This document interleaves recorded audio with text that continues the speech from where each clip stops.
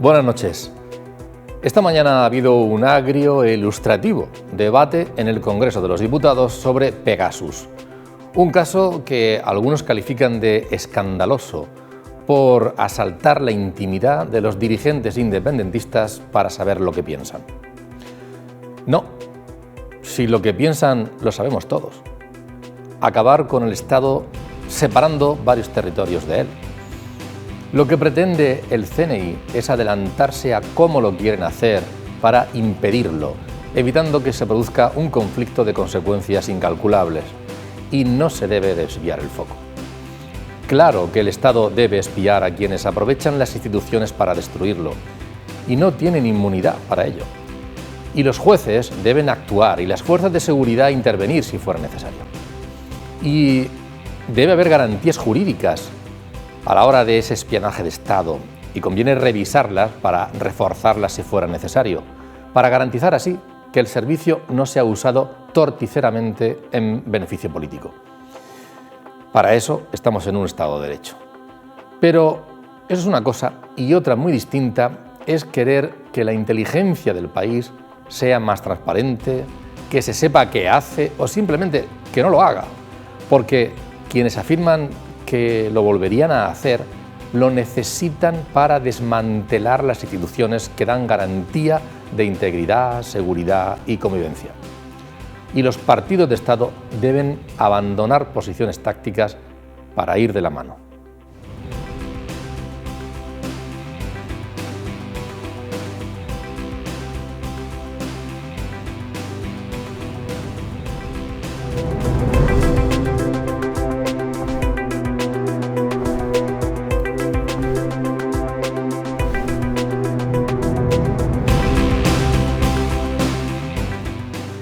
Buenas noches y bienvenidos al debate en Popular Televisión. Todos ustedes y también quienes nos acompañan en el programa. Javier Adán, compañero, periodista, buenas noches, bienvenido.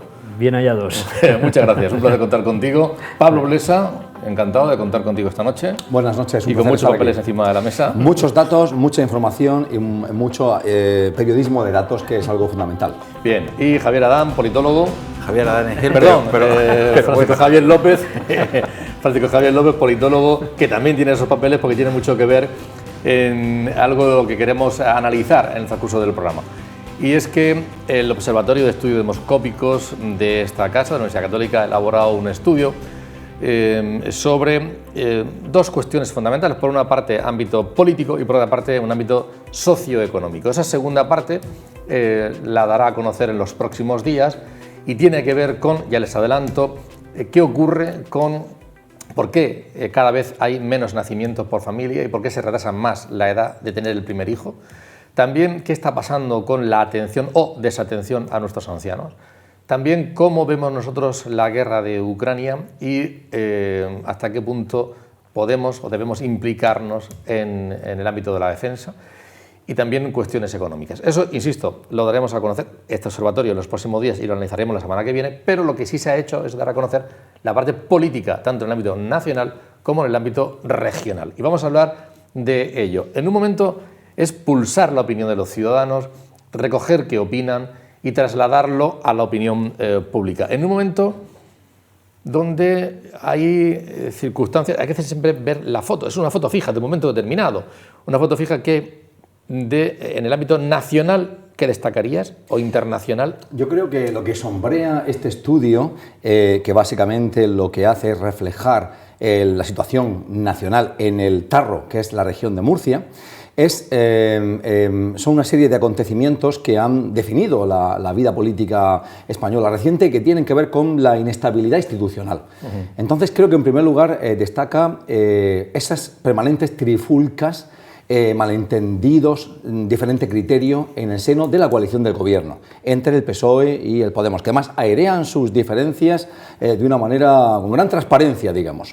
Luego tenemos un Partido Popular que ha sufrido una crisis de liderazgos dentro del seno del partido, caníbal y violenta, y quizás solventado, se ha desenmarañado con, como sabemos, la elección unánime prácticamente de un nuevo presidente del partido, en este caso el señor Núñez Feijóo. Al mismo tiempo se ha producido un acontecimiento, creo que trascendental, que tiene que ver con que por primera vez un partido como es Vox, que llevaba un tiempo creciendo y sigue haciéndolo en las encuestas y también en la nuestra, pues ha entrado un gobierno, y hablamos del gobierno de Castilla-La Mancha tras las elecciones que voluntariamente el señor Mañueco pues planteó, y ha salido de ese gobierno de coalición Ciudadanos y ha entrado Vox. Y por último, sabíamos que era factible, muy probable, que se convocasen elecciones en Andalucía, y así ha ocurrido finalmente. Y esos son ámbitos nacionales, pero también hay algunos elementos internacionales que pesan mucho sobre el ciudadano. Lo importante es que creo que todos estamos castigados por una alta inflación que tiene que ver con, primero, un periodo pandémico en el que todo se paró y una vuelta a una cierta normalidad en la que todo se aceleró, pero no estaban los materiales, no estaban los productos que hacían falta para dar abasto a esa demanda. Consecuencia, una inflación galopante y una deuda pública inmensa, y eso ha contribuido, por una parte, para incrementar sobre todo la inflación casi al 10%, verdaderamente desbocada. Ha contribuido la política de cero COVID, que sigue estando en el marco de este periodo mundial pandémico, de esta crisis tan enorme, y también, como no, ha venido a ponernos la puntilla la descarriada guerra planteada por Rusia y la invasión desacordada, criminal y sin justificación de su vecino Ucrania. Javier, son fotos fijas de un momento determinado y puede ocurrir todo en las próximas fechas, pero está bien poner negro sobre blanco, ¿no? Sí, hombre, es que además no solamente ayuda a los ciudadanos, nos ayuda a los periodistas, yo creo que además da un toque de atención a los políticos también, porque yo creo que se refleja en este estudio lo que es esa situación de quienes crecen, y yo creo que a nadie nos han sorprendido los datos. El Partido Popular, lógicamente, Vox, que está para adelante, tira con un impulso y muy importante en la región de Murcia, se venía anunciando ya, por eso nos sorprenden estos datos, se venía anunciando ya de las últimas, no solamente encuestas, sino también en las últimas elecciones, ¿no? En las que ese impulso pues se vincula a muchas cosas que sí que da respuesta a Vox, y parece que no se da respuesta también el Partido Popular, y falta esa respuesta por parte del Partido Socialista. Por ejemplo, pues todo el tema del Mar Menor realmente, ¿no? Se puede discutir de quiénes son los culpables o no, pero ¿quiénes esperamos los ciudadanos que nos resuelvan esas papeletas? Pues quienes están en los gobiernos, y especialmente en el Gobierno de España, y parece que siempre se nos mira a la región de Murcia de perfil, ¿no? Como sospechosos, como, bueno, hagan ustedes algo y soluciónenlo. El problema, evidentemente, del trasvase Tajo Segura, que sabemos que siempre está en una situación de incertidumbre, y que ahora, pues con todo el asunto del Tajo, pues aún más, ¿no? En el que dices, hombre, es que están ustedes hablando de algo que perjudica seriamente a la economía, al punto de flotación neurálgico de la región de Murcia, ¿no? Entonces, poner en una situación difícil la continuidad del trasvase de Tajo Segura, que es lo que se transmite con todas las políticas que se están llevando a cabo desde el Gobierno de España. Pues claro, entonces en la región de Murcia es lógico que tenga una repercusión sobre el posible electorado, el posible electorado del Partido Socialista, y por lo tanto Partido Popular y Vox pues van subiendo pues mucho. En cualquier caso, has dicho dos cosas regionales. Sí, sí. Pero en una comunidad autónoma como la nuestra, el sentido regionalista es muy relativo, es más a nivel nacional. ¿Tú no crees también que los temas más nacionales, más transversales, tienen un peso muy fuerte incluso en unas elecciones autonómicas, más que en otras comunidades, ¿no? Pues seguramente que sí, porque además aquí hay un sentimiento, como sabemos, muy español de conjunto, pero sí, estos dos elementos que yo he citado, como son el Mar Menor y es el trasvase de Tajo Segura, son las cosas de comer. Si además de eso metemos pues la parte esa en el que dices, hombre, están ustedes dando concesiones a los nacionalistas catalanes que no se entienden desde la región de Murcia, y luego ese otro contexto de inestabilidad de un gobierno de España en el que lo único que se trasluce muchas veces en los telediarios es un enfrentamiento entre unos y otros. O sea, no dan seguridad y estabilidad para cualquier ciudadano de la región de Murcia. Por eso no me extraña que la repercusión sea esa, una bajada en intención de votos para el Partido Socialista y un repunte del Partido Popular, y por supuesto que un crecimiento de Vox. Lo está avanzando Javier Adán, pero Francisco Javier nos lo va a explicar viendo el gráfico. Vamos a ver ese gráfico con una comparativa de el sondeo de ahora, del mes de mayo, con respecto a los resultados que se produjeron en las elecciones autonómicas. Y lo vemos en el arco inferior. 2019, lo ven ustedes, fue el resultado que se produjo en esas elecciones autonómicas, y en el arco superior es el sondeo, ¿no? Ahí ven ustedes cómo Vox pasaría de 4 a 8 diputados, el Partido Popular de 16 a 19, Ciudadanos de 6 quedaría en 1, el Partido Socialista de 17 en 14 y Podemos de 2 a 3. Comentarios.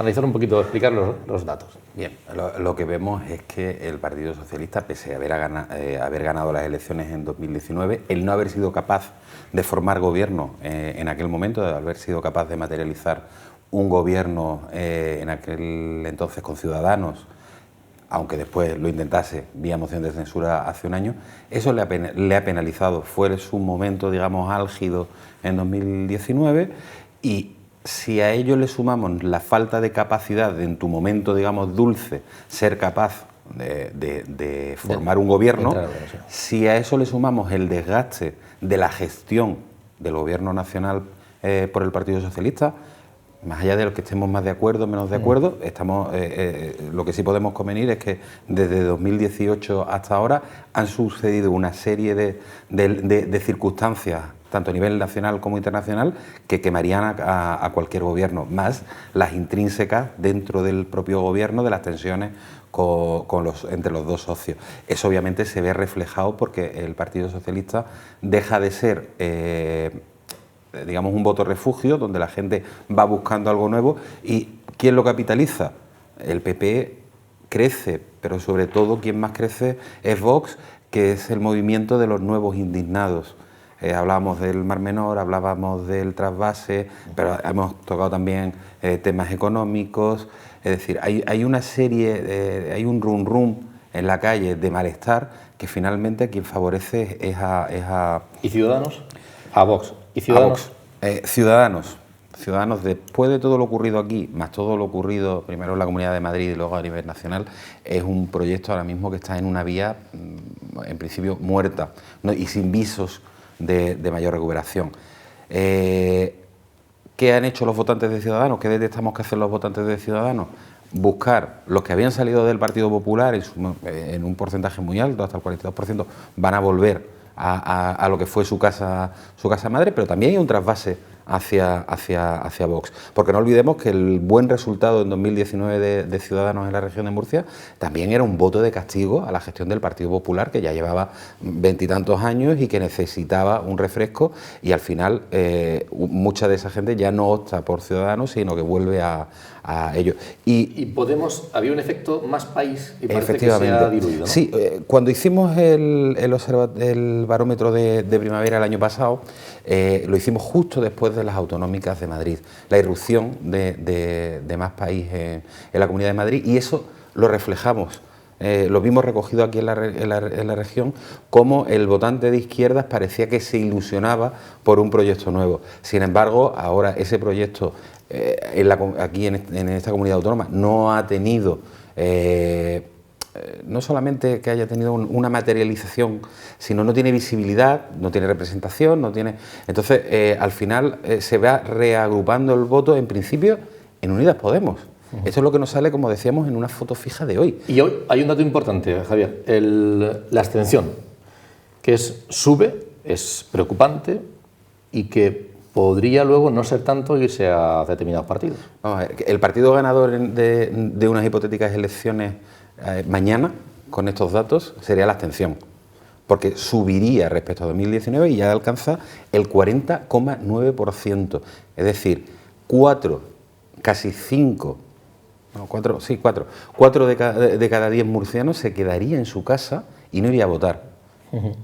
Unos, porque no encuentran quién represente realmente o se sienta representado, incluso los que estén, digamos, más enfadados, que hemos dicho que se reparte ese voto de enfado, pues a lo mejor entre Vox, entre Podemos, etcétera, tal. Pero esto es lo que nos está diciendo este 40%, es que hay 4 de cada 10 murcianos que están rozando un nivel de desafección total y absoluto. Y si nos vamos a los jóvenes, ahí ya rompemos todos los techos.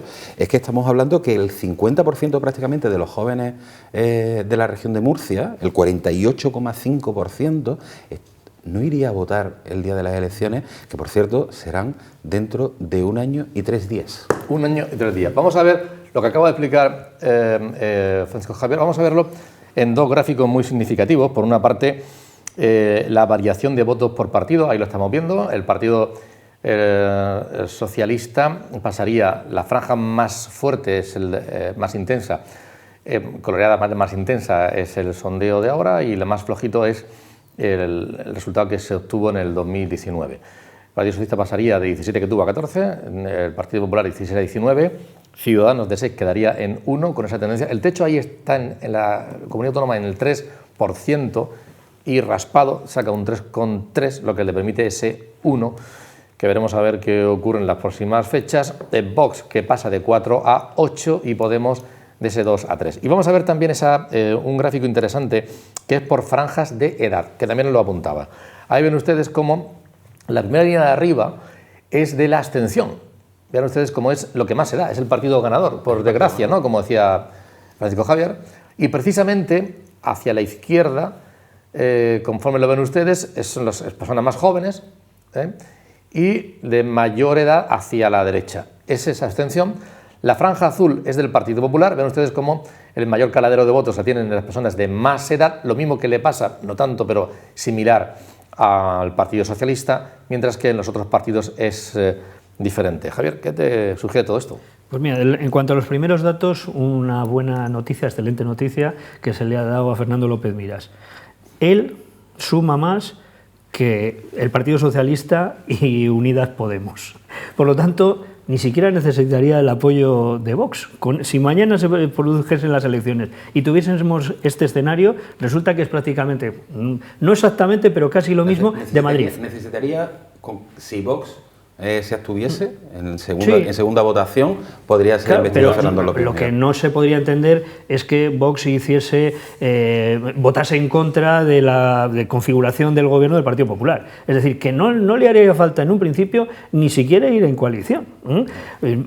Es probable que ocurra, ¿no? Porque lo hemos visto ya en Castilla y León y no sería extraño que lo pudiésemos ver en Andalucía próximamente, ¿no? Pero que esa buena noticia es que claro, es espectacular. Dice, ustedes, Partido Socialista y Podemos, no van a sumar ni siquiera todos los escaños que llegarían a tener el Partido Popular. Y eso puede significar una estabilidad para este gobierno, y lo que sí es que le da muchas alas de cara a 2 cosas. Una, configuración de próximos gobiernos, ¿no? Porque estamos hablando de que en los próximos meses, pues que podría haber ese último impulso de la gestión de este año ya, justo a un año vista de las elecciones, y en el que dijeses, para ese último impulso no hace falta que cuente con algunos de los miembros de este gobierno más cuestionados dentro incluso de las propias filas del Partido Popular. Y porque esa perspectiva, esta foto fija, sería raro que cambiase de tendencia, y en todo caso pues seguramente que el refrendo podría llegar por otras vías, y entonces eso da pues una perspectiva interesante para ese nuevo impulso. Y lo que sigue, la parte negativa. Digo la parte negativa porque se está hablando que ¿cuándo es la fecha del próximo Congreso del Partido Popular en la región de Murcia? Que no hay, ya, era una pregunta retórica. No hay fecha a día de hoy. Pues es que si hubiese fecha del Congreso del Partido Popular, quizás sería un elemento de inestabilidad. No sabemos lo que podría ocurrir. En Madrid, Isabel Díaz Ayuso ha arrasado. No sabemos muy bien lo que ha pasado, y coincidió en el mismo día, lo digo de manera irónica, en Galicia, porque lo pusieron el mismo día para que tuviese menos protagonismo, pero dio igual. Isabel Díaz Ayuso arrasó en los informativos, y creo que también eso se produjo un congreso en Galicia. Y aquí, pues, si vas a sumar inestabilidad, cualquiera le diría al Partido Popular, siga usted para adelante, déjese de cosas, ya habrá tiempos, ¿no? En cualquier caso, da la impresión, Pablo, de que, estás hablando del Partido Popular, vamos a otro partido, el Partido Socialista, ha obtenido... Bueno, vamos a ver una cosa interesante, porque tuvo un descenso muy importante en respecto de las elecciones al año pasado, y ahora hay un repunte. Y da la impresión, además, de que tiene unas vías de crecimiento que las tiene más o menos determinadas. Por una parte, porque Ciudadanos, vamos a ver si mantiene ese diputado o no. Y Unidas Podemos, de 2 a 3, pero también está ahí muy al límite. Si consiguiera coger votos, es un diputado. Pero es que ese enorme bolito de abstención, si fuera capaz de determinar por qué y recuperarlo, el crecimiento a 3 diputados seguramente sería una realidad. Son vías que se ven. Ahora vamos a ver los datos. Los datos son palmarios y pueden ser unos datos de lectura, de paseo militar del Partido Popular, como acaba de leer Javier, en el sentido de que López Miras puede decir, oye, qué datos tan estupendos, el PSOE y Unidas Podemos sumados ni siquiera me alcanzan y podría incluso gobernar en solitario. Pero podemos introducir otras lecturas. En primer lugar, podemos analizar e introducir los datos que nuestro mismo trabajo del año pasado sirven para pivotar las elecciones de 2019, nuestra encuesta de 2021 y hacer una lectura desde esa encuesta del OVEDE del año 2021. ¿Y qué veríamos?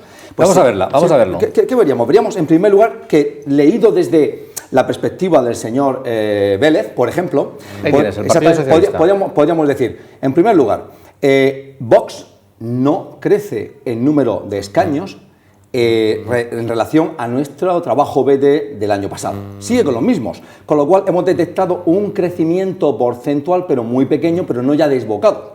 Con lo cual hay como una especie de contención en el crecimiento de Vox. Luego vemos que el PP, en relación a nuestro trabajo de mayo 2021, pierde un escaño y muestra una tendencia un tanto regresiva. Un punto por debajo. Mínima, igual que es mínimo el crecimiento de Vox, que no se transforma en ningún escaño más, es mínima.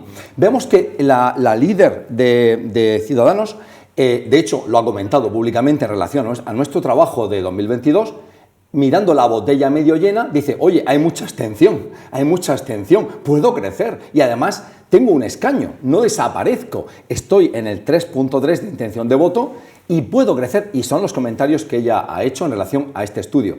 Y el señor Vélez, ¿qué puede decir? Ciertamente no vale para nada obtener 14 diputados, no tengo opción de gobernar, pero detectamos 3 cosas que tal vez al señor Vélez le puedan parecer sugerentes. Una es su nivel de popularidad, su nivel de conocimiento por el público murciano, que ha crecido significativamente y está en un 88,8%. Cierto, está lejos de López Miras, que está en un 97%, pero ha crecido significativamente. En segundo lugar, parece que podría apuntarse él que ha habido una ligera modificación en cuanto a que en relación a nuestro trabajo de mayo, el Partido Socialista crece un escaño. ¿Esa es una tendencia que se va a consolidar? No lo sabemos. En tercer lugar, nuestro trabajo detecta que un masivo grupo de votantes del Partido Socialista, en este caso un 9,7% de votantes del Partido Socialista, se van a la abstención. Y el señor Vélez, si es optimista, podría decir, hombre, cuando yo ponga en marcha la maquinaria electoral de mi partido, esos votantes los voy a recuperar yo. No lo va a hacer ni Unidas Podemos ni lo va a hacer ningún otro partido. E incluso puede ser aún más optimista y decir, y además, ¿por qué no? Puedo capitalizar la canibalización de Ciudadanos y el escaño de Ciudadanos irá a mí. Con lo cual, hay muchas razones por las que el señor Vélez podría ser optimista. Pero también se puede decir un tanto de lo mismo respecto al señor Sánchez, y me refiero de Sánchez Serra, de Unidas Podemos, en el sentido de que él, como capitaliza el escaño que el año pasado, en mayo, nuestro trabajo le daba a Más País, pues consolida, crece y consolida un tercer escaño en la Asamblea Regional. Y si hemos visto la evolución de votos de esos 2 partidos, los 2 principales, los más votados, vamos a ver de los otros 3 partidos. Miren ustedes ahí, de Ciudadanos, que en las elecciones autonómicas de aquí de Murcia obtuvo 12 diputados y 12% de los votos bajaría a 3,4, 12%, he hablado de porcentajes, a 3,4 y 3,3, insisto que el tope es 3 para poder tener un diputado.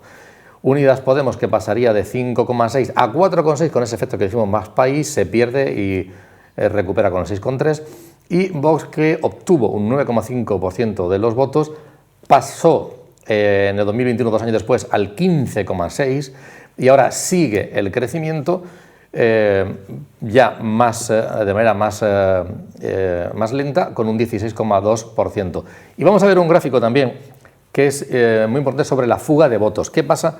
Los votantes de un partido, ¿hacia dónde se van? Y miren ustedes, el 76% de los votantes del PSOE volverían a votar a su partido, el 84,8% del PP también volvería a votar a su partido, de Ciudadanos solo el 22,6%, Vox el porcentaje más importante, el mayor de todos, 92,6% de sus votantes, y Podemos el 72,2%. ¿Dónde se van entonces? ¿Cuáles son los flujos? ¿A qué partidos quienes deciden cambiar? Pues miren ustedes. Javier, explícalo tú. La abstención es el gran nutridor. Perdón, el PSOE es el gran nutridor de la abstención, porque estamos hablando que es prácticamente el 10% de los que votaron al Partido Socialista en 2019. Teniendo en cuenta que el 10% de esa masa es muy elevada. Estamos hablando que casi 25.000 aproximadamente electores del Partido Socialista hace 3 años ahora se irían a la abstención. Estamos hablando de un número muy importante. Bueno, no es lo mismo un 10% de Ciudadanos que serían aproximadamente unos 12.000 y algo. Estamos hablando es el doble. Es decir, el gran partido que nutre ahora mismo a la abstención es el Partido Socialista. Ciudadanos. ¿A dónde se van? Ciudadanos reparte, él al final está repartiendo juego. El 42% se marcha al Partido Popular y eso le permite al Partido Popular crecer pese a que el 10% de sus votantes se va hacia Vox. Mientras que había gente hace 3 años que cuando empezamos a sugerir que iba a haber un trasvase de votos desde Ciudadanos hacia Vox, no lo creía. Decían que no. Yo recuerdo que después de las autonómicas y las locales, cuando las nacionales, ya comenté que iba a haber ese trasvase y había gente que decía, eso es imposible. Y después nos veíamos, por ejemplo, aquí en la ciudad de Murcia, donde muchos territorios, muchos distritos donde había ganado Ciudadanos se tiñeron de verde. Entonces, Ciudadanos expulsa fundamentalmente a esos dos partidos, pero también nutre en mucha menor medida que el Partido Socialista la abstención. Hablaba el optimista hablaba con optimismo Pablo respecto a Ciudadanos y el gran caladero que le supone. Perdón, ellos tienen razón en el paseo. Sí, lo sé. Yo no soy del partido, claro, de ningún partido. Estamos hablando que el 12% de sus propios votantes ya está pensando en abstenerse. Sus Ciudadanos tiene muy difícil rescatar ahora mismo a gente desde la abstención. Porque además no entra flujo. Claro, ten en cuenta que si estamos viendo que el PSOE es el que más expulsa hacia la abstención, es muy difícil que un votante del PSOE, estábamos hablando que el PSOE tiene fidelizado al 75-76% de sus votantes, ese votante de izquierda, tal y como funciona Ciudadanos, los mensajes que Ciudadanos lanza de un corte mucho más liberal que socialdemócrata, es muy difícil que se decantasen por ahí. Javier. ¿A alguien le extraña lo que ocurre con el PSOE? Yo creo que no. O sea, vamos a ver, si tenemos en cuenta que quien ganó las elecciones, quien iba de cabeza de cartel, Diego Conesa, hace unos meses se ha marchado y lo ha dejado todo, pues la primera decepción, ¿no? Quieras que no, el liderazgo es importante en un partido. Sí que el Partido Socialista tiene una historia muy grande, muy profunda y además muy presente en la región de Murcia, pero quieras que no, hay que sentirse abandonado. Es decir, hombre, si tú ibas de líder y nos dejas, bien, la ilusión generada por Pepe Vélez a día de hoy todavía está por ver, ¿no? Y luego, todos los jaleos que ha tenido el Partido Socialista, especialmente en Cartagena, y estamos hablando de una capital, la segunda capital de la región de Murcia en número de votantes, y el Partido Socialista allí siempre ha tenido un peso importante, pues es lógico que todos esos votos se vayan a la abstención, que en realidad es al desencanto, a decir, pues no. Y lo que sí que diría yo, el gran reto que podría tener el Partido Socialista y todos los demás, ¿cómo ilusionar a los más jóvenes, a los que se han incorporado en estos 4 años? Porque esa grandísima abstención de la que estamos hablando es de personas en el entorno de los 18, los que vayan a cumplir ahora mismo 18 años, que ya tendrán derecho a voto el próximo año, a los 20 y tantos, ¿no? En los que dices, hombre, pues si les pones una situación catastrófica como lo del Mar Menor, si ves que la situación económica para ellos sigue sin mejorar en absoluto, el no tener futuro, a pesar de que ellos cumplen con todo lo que les dijimos, estudian, se forman, todo eso, todo esto que muchas veces hemos dicho, pero ¿cuál es la expectativa con respecto a lo que les ofrecen los partidos tradicionales? Ninguna. A mí no me extraña lo de la abstención de los jóvenes. Vamos a ver una cuestión. La verdad es que el impacto mediático que ha tenido este barómetro en los medios en general de la región de Murcia ha sido francamente alto. Ese impacto, esa repercusión en todos los medios. Y ha habido una conclusión más o menos generalizada, y es que el partido, decía hoy el periódico La Opinión, con Vox o nada, algo así, creo recordar. Es decir, que la necesidad del Partido Popular de formar un gobierno con Vox, y hay quien sugiere que la proporcionalidad puede ser similar a la de Castilla y León, saben ustedes ahí, en el caso de que entraran en el gobierno, porque ha planteado una opción, Javier, y la otra opción podría ser similar, un vicepresidente, 3 consejeros de Vox, aunque igual cambian mucho las cosas hacia abajo o hacia arriba, ya veremos. Incluso también pueden cambiar los liderazgos. Vamos a ver la puntuación que los ciudadanos de la región de Murcia le dan a los líderes de aquí de la región. A Fernando López. Bueno, en realidad, 2 apuntes, Pablo, te dejo a ti la palabra. Ninguno consigue aprobar y además la puntuación es inferior a la de barómetros anteriores. En primer lugar, es cierto, ninguno aprueba. Ahí vemos al señor López Miras con un 4,9, en la escala sobre 10, no aprueba.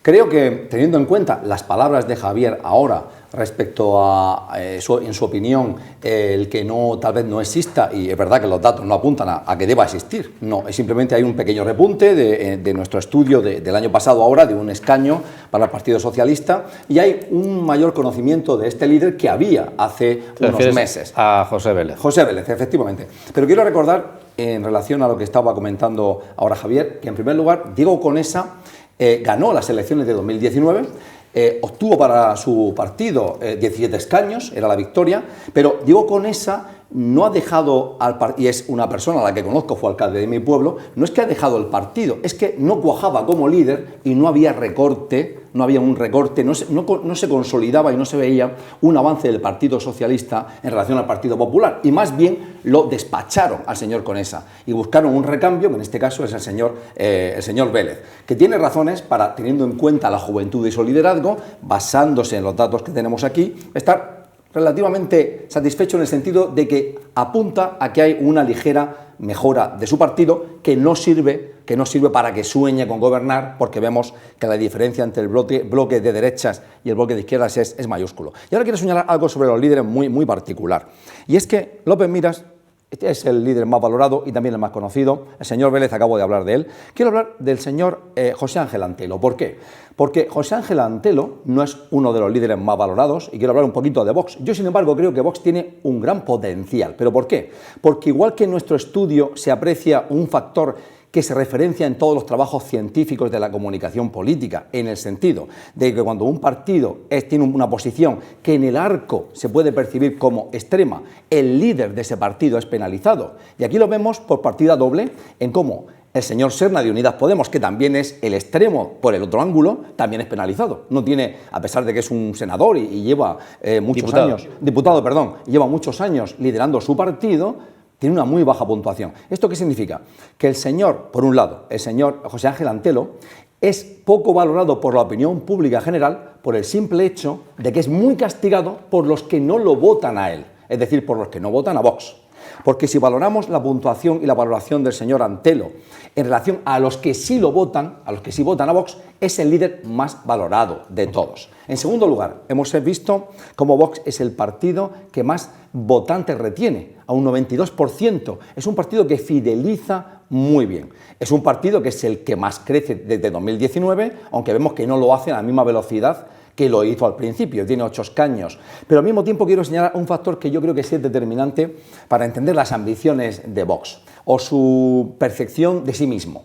Es verdad que es un partido que por el nivel de fidelización y de adhesión a sus líderes, tanto a nivel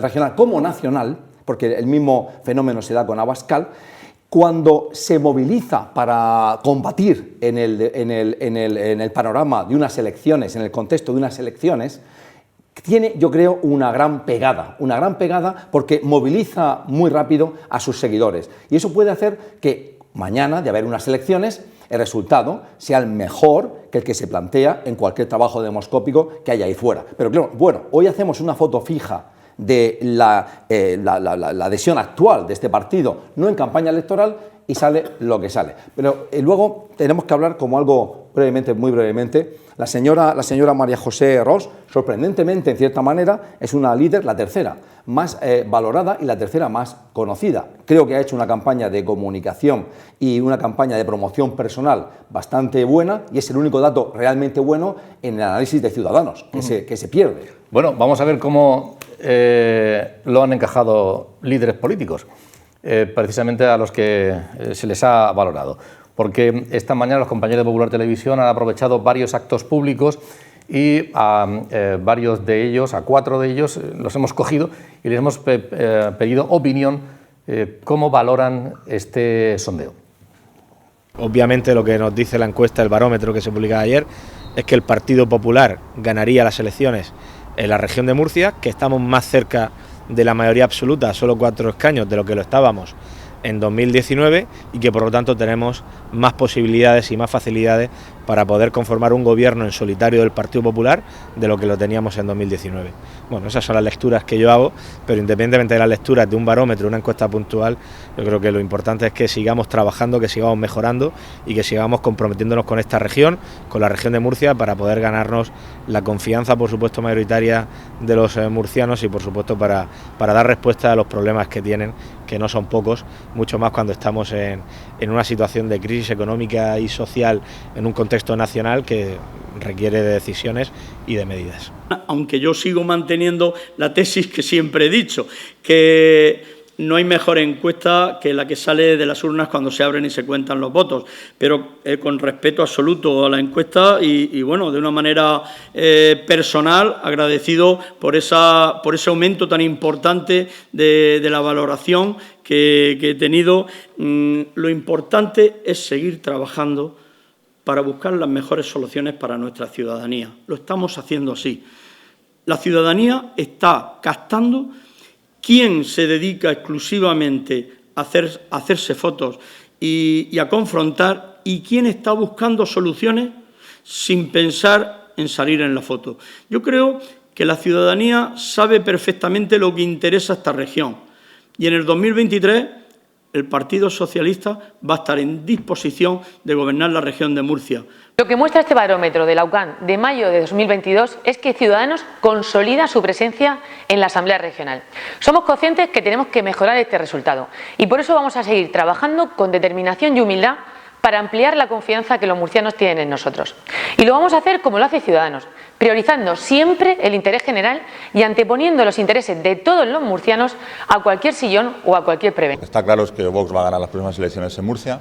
Estamos ante la antesala de lo que va a suceder el 19 de junio en Andalucía, donde Macarena va a ser la presidenta, y hay opciones reales de que Macarena sea la presidenta de la Junta. Nos encantaría que López Miras fuera nuestro vicepresidente. Nosotros le tendemos la mano, nos gustaría que así fuera, y es una decisión que él tiene que tomar, si prefiere pactar con el señor Pepe Vélez del Partido Socialista, que en fin, cada vez que habla de la región de Murcia es para castigarla o para rendir nuestras costas a la invasión ilegal que sufren y siguen sufriendo a fecha, a día de hoy, pues es una decisión que debe tomar López Miras. Nosotros lo tenemos muy claro, nuestro socio natural es el Partido Popular dentro de las múltiples discrepancias que tenemos con ellos.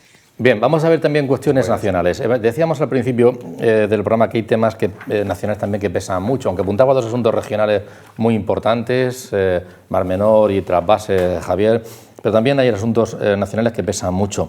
Hemos preguntado sobre la vigencia del gobierno de la alianza Partido Socialista Unidas Podemos. Y el 68,7%, casi el 70% de las personas, de los ciudadanos de la región de Murcia, creen que ese gobierno, que el Partido Socialista no debería seguir manteniendo esa alianza de gobierno con Unidas Podemos. El 68,7%. Pero hay un detalle interesante al respecto, y es qué opinan los propios votantes del Partido Socialista. Y vamos a ver un cuadro, porque incluso, ahí ven ustedes, están sombreados. Incluso los votantes del Partido Socialista, de manera mayoritaria, casi el 60%, el 57,9%, creen que en efecto no debería seguir produciéndose esa alianza.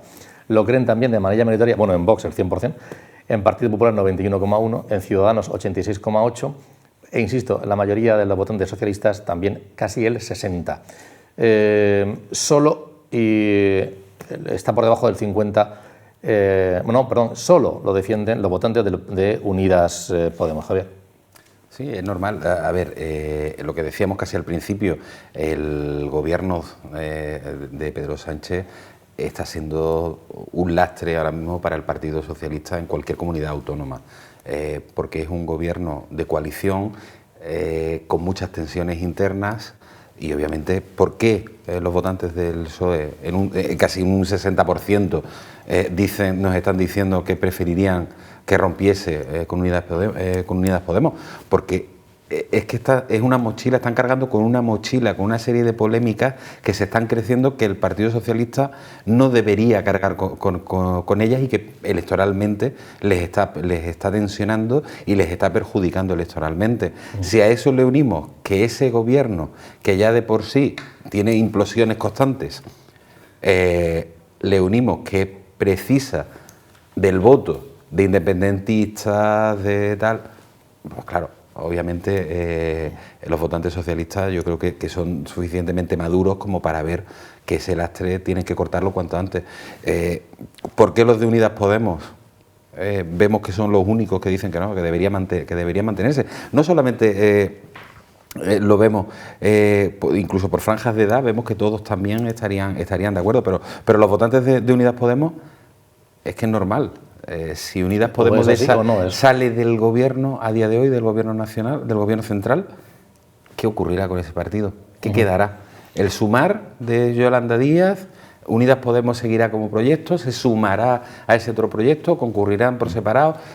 Esa ruptura se plantea de manera mayoritaria, pero ¿cuál es la solución? ¿Cuál es la alternativa para salir de ahí? Y parece que hay dos tendencias mayoritarias.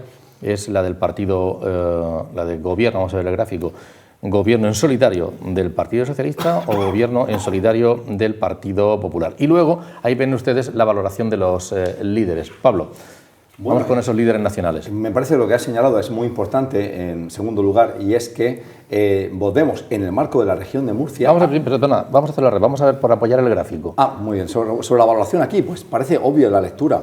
En primer lugar, hay un relativo efecto Feijóo, en el sentido de que es el único líder nacional que aprueba, aunque sea por la mínima, por una décima.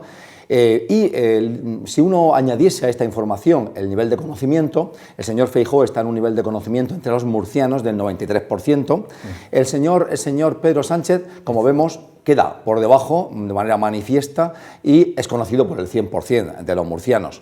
Y a partir de ahí vemos un empate y vuelvo a señalar el impacto negativo que tiene para Abascal, como ocurre siempre en estos casos, y como digo, es un fenómeno muy estudiado, el hecho de que es muy castigado por todos aquellos votantes que no votan a su partido y por eso su valoración se desploma. En un partido como Ciudadanos, que está en mínimos y que está intentando buscar dónde agarrarse para ganar peso y oxígeno, es normal que la señora Arrimadas tenga una valoración baja. Y debido a las polémicas y, de momento, a la indefinición del proyecto de Yolanda Díaz y de la posición de esta señora dentro del propio gobierno, pues también parece natural que la valoración en una comunidad autónoma que vota mayoritariamente a la derecha sea relativamente baja en el caso de la señora Yolanda Díaz también. Bien, apuntabas, vuelvo a lo anterior, sí, apuntabas... Apuntaba que es una realidad y una tendencia muy interesante que en la región de Murcia los votantes murcianos, la ciudadanía murciana, la opinión pública murciana,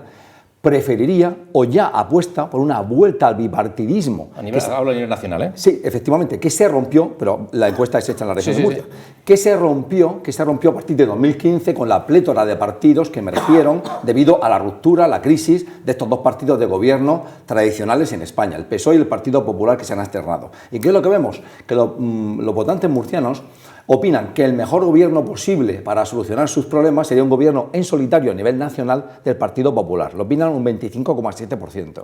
Si le sumamos que un 25,5% opinan que el mejor gobierno para solucionar los problemas de España hoy en España, en Madrid, sería un gobierno del PSOE, pues sumados tenemos a más de un 50%, casi un 51% de votantes que no creen y que no quieren coaliciones y que quieren la vuelta al bipartidismo, un gobierno en solitario de un partido o del otro. Estamos hablando de un sondeo hecho por el Observatorio de Estudios Demoscópicos de la Universidad Católica, que además tuvimos ahí un acicate importante para ponerlo en marcha, ¿no, Pablo? La del presidente de la universidad, que nos apremió para creo que el presidente de la universidad hay en primer lugar que reconocerle su interés por conocer qué piensa la opinión pública en general, no solo de temas políticos, también sociales, éticos y morales. Lo veremos la semana que viene. Efectivamente, y luego él instituyó en el marco de la Facultad de Comunicación el Observatorio Español de Estudios Demoscópicos y nos instruyó muy claramente que fuésemos objetivos, profesionales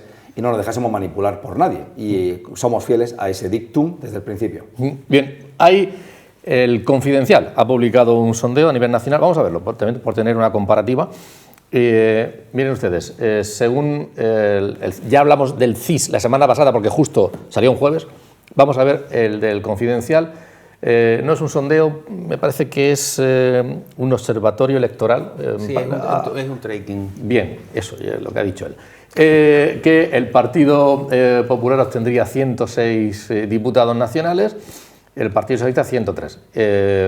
Obtendría Vox 71 y Unidas Podemos 27, y luego hay una amalgama ahí de partidos políticos.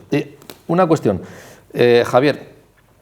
Ese peso que los asuntos nacionales tienen y que la política nacional, que lo hemos analizado a lo largo de la noche, tiene en las comunidades autónomas, hay varones socialistas que plantean continuamente romperlo y defender el territorio, defender la comunidad por encima de esas cuestiones que generan esa desafección.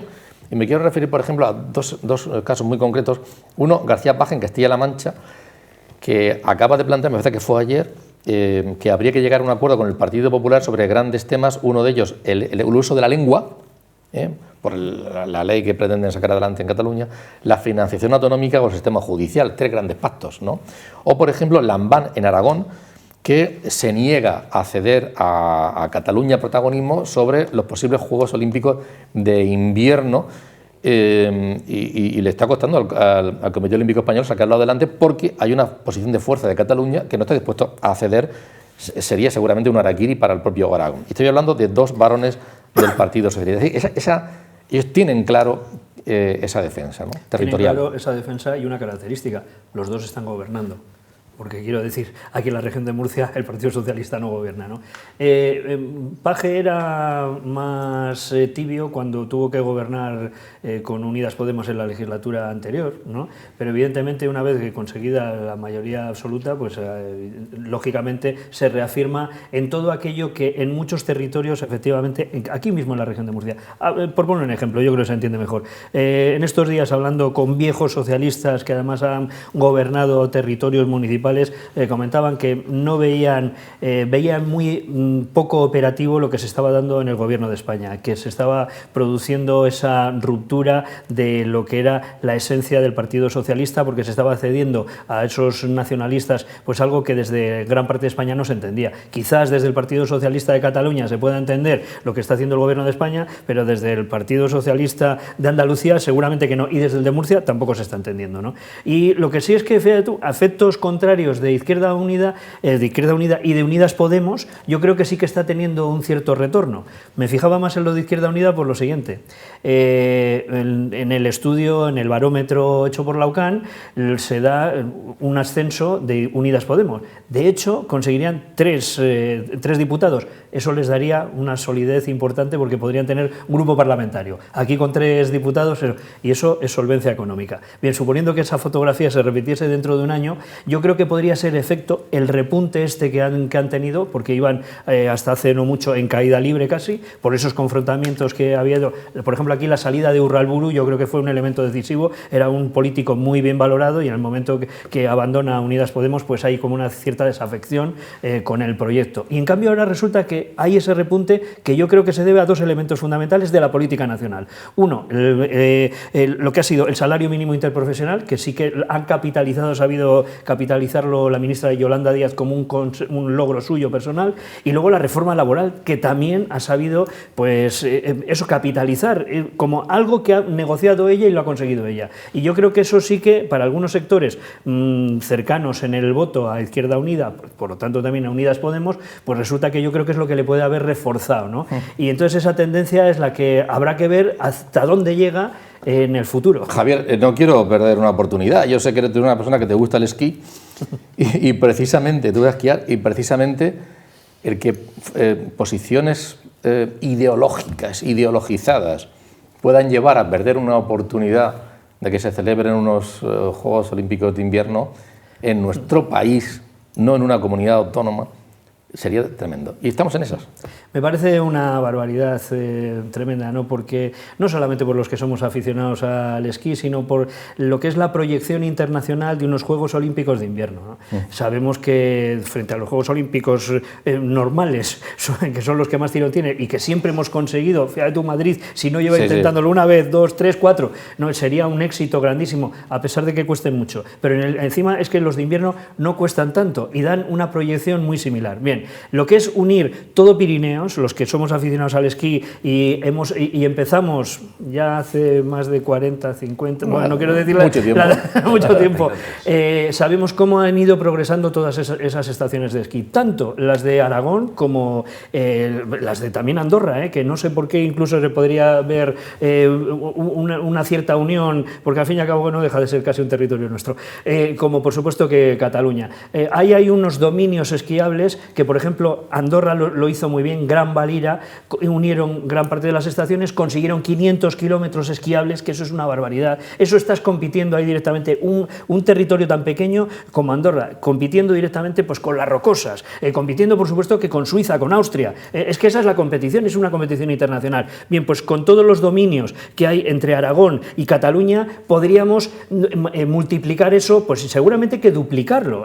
Por lo tanto, esos deportes de invierno, ese atractivo también turístico, esa generación de riqueza de lo que significa el esquí, sería entrar en competición, pues eso, con Suiza, con Austria, con Francia, con Alemania. Muchos de ellos tienen menos kilómetros de esquí que nosotros. Ahí lo que plantea es eso. Cataluña, digo para que no esté al tanto, Cataluña plantea un protagonismo respecto de las pruebas principales, incluso del nombre de los juegos, claro, incluso del manejo del idioma, que Aragón no está dispuesto a aceptarlo. La pequeña batallita política, que si tú la hablas en Suiza o la hablas en Austria, ni siquiera saben de qué estamos hablando. Lo que sí que sabrían de qué estamos hablando es de ese gran dominio de esquí que tenemos en Pirineos, España. Y España es Aragón y es Cataluña. Pablo, vamos a terminar con una cuestión. Esta mañana, nos quedan muy pocos minutos, esta mañana se ha producido un debate intenso en el Congreso de los Diputados a razón de Pegasus, ese programa informático que ha servido.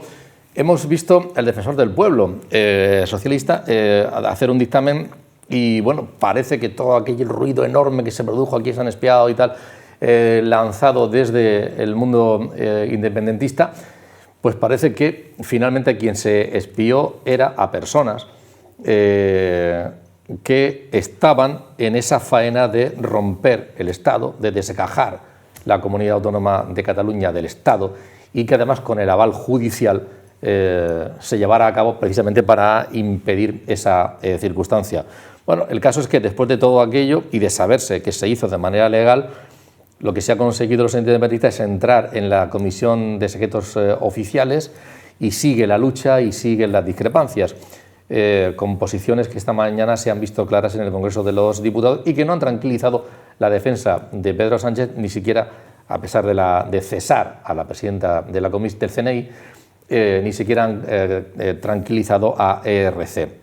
Te doy la palabra, Pablo, para que des tu opinión, pero antes, porque hay varias cuestiones que tienen que ver en la política, en la actualidad nacional e internacional, con los ciberataques.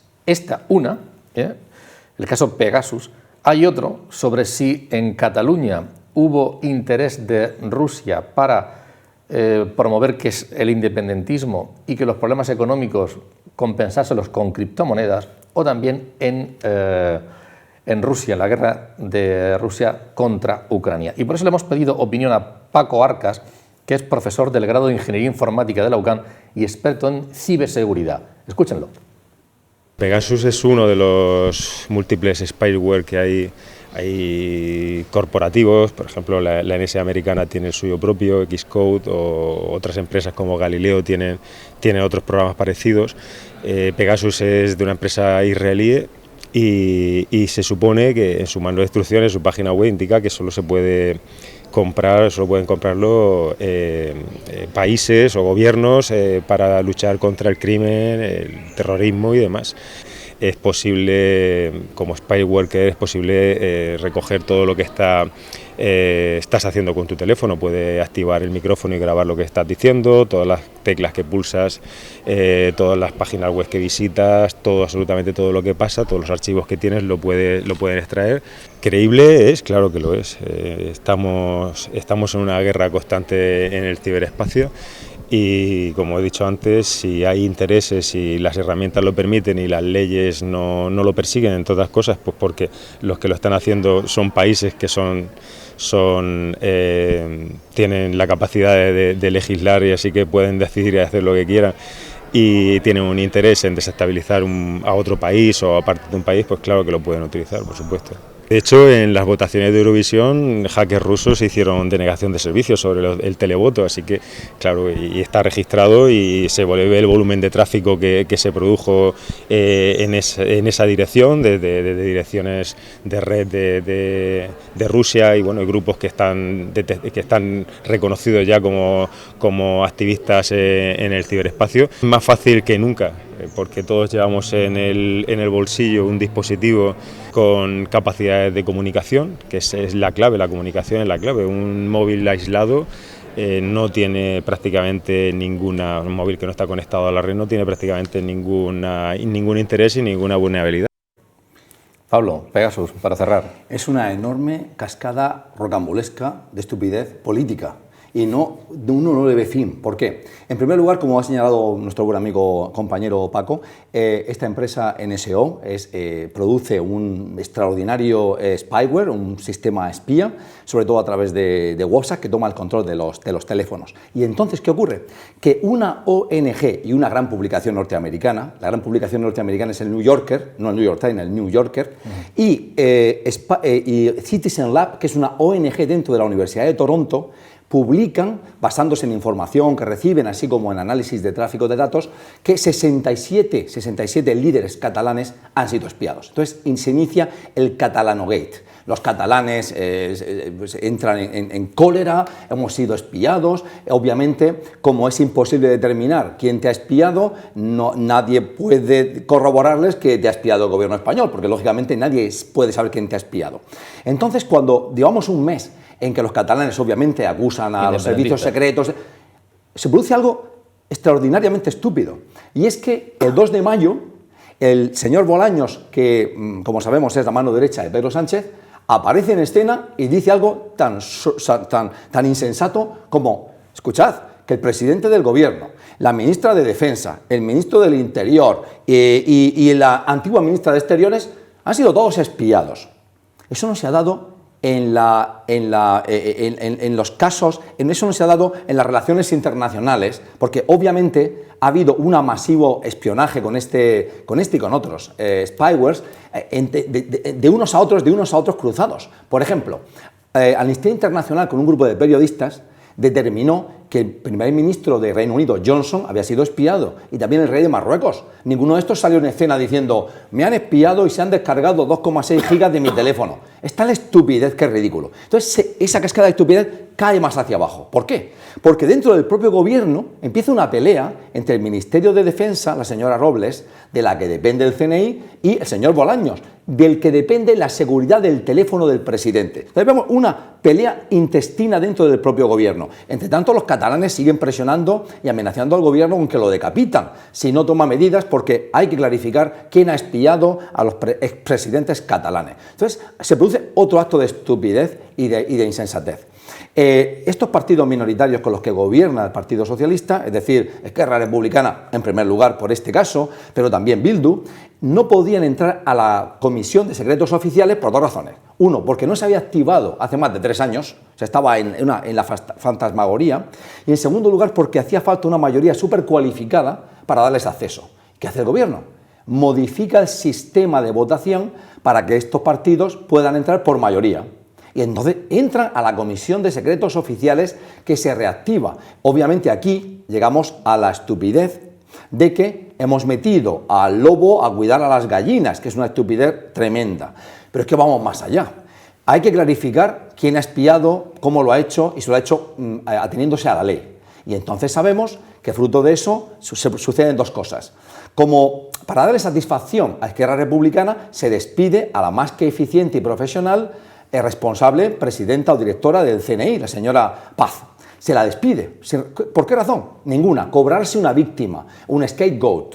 Y por otro lado, cuando el defensor del pueblo hace un análisis objetivo para ver si se ha seguido la ley, detecta que en efecto el CNI ha seguido escrupulosamente la ley y que esas escuchas a señores que estaban abiertamente delante de todos, propiciando un golpe de Estado, tal cual, pero es que lo decían ellos. Era la ley de desconexión, estaban aprobando una ley de desconexión de España y una ley de referéndum que era ilegal. Entonces, como dijo la señora Robles, con buen sentido común, pero ¿cómo no les vamos a espiar si ustedes estaban programando un golpe de Estado? Entonces lo corrobora el defensor del pueblo, que hace una investigación abierta, que se entrevista, que visita el CNI, que un magistrado del Supremo, verdaderamente dotado de una cantidad enorme de datos muy minuciosa, que era muy verídica, autorizó, justificándolo en el auto de manera muy prolija para que no quedase dudas, que verdaderamente esos 18, no 67, 18 líderes tenían que ser espiados, porque estaban dando un golpe de Estado. Pero ojo, no fue por su ideología, no fue por su línea de pensamiento, fue por lo que estaban planificando y haciendo, que era romper el Estado español. Bien, una cuestión, ha consumido el tiempo de los tres, lo siento, del mío también. Pero una cuestión que apuntaba, y una más, ahora se están planteando que... Hombre, habría que cambiar la ley para reforzar las garantías jurídicas. Eso puede estar bien, pero hombre, reformar la ley para que el CNI sea más transparente parece una auténtica barbaridad. Javier, no, el sábado, la final de la Champions, un resultado. Hombre, evidentemente tiene aunque sea de Bilbao. No, hombre, por supuesto, tiene que ganar el Real Madrid. Pues sí. Tiene que ganar el Real Madrid. Sí. Siempre, sí. Además, respetamos mucho, los del Athletic de Bilbao, siempre respetamos mucho al Real Madrid porque es un equipo que siempre, bueno, y además lo está demostrando, juega en todo momento, suda la camiseta y además ya después de acabado casi el partido, en los 2 últimos minutos gana. Que ocurra eso. O sea, nuevamente otra épica, otro partido épico. O sea, que tú harías pasillos. Sí. Estás a favor de los pasillos en general. Sí, pero sin ningún problema, reconociendo el talento y del equipo el buen que sea. hacer. Sí, igual. Muy bien. Gente de Bilbao, sí. Del Bilbao, sí. Verdad, siempre hemos respetado los del Atleti mucho al Real Madrid y creo que al revés también, y además tengo buenos amigos que así lo afirman. Bueno, estupendo. Habló igual también. Bueno, yo creo que ya lo dije. Pero va a ser complicado, va a ganar 2-0 el Madrid. 2-0. Bueno, y además va a meter Benzema. Javier. Yo ya lo dije la semana pasada, me estás obligando a reiterarme que gane el Madrid. Venga. Hombre, con la depresión de Mbappé no lo sé, pero bueno, vale. Terminamos. Volveremos el próximo jueves. Gracias a los tres por estar aquí, a todos ustedes también. Buenas noches.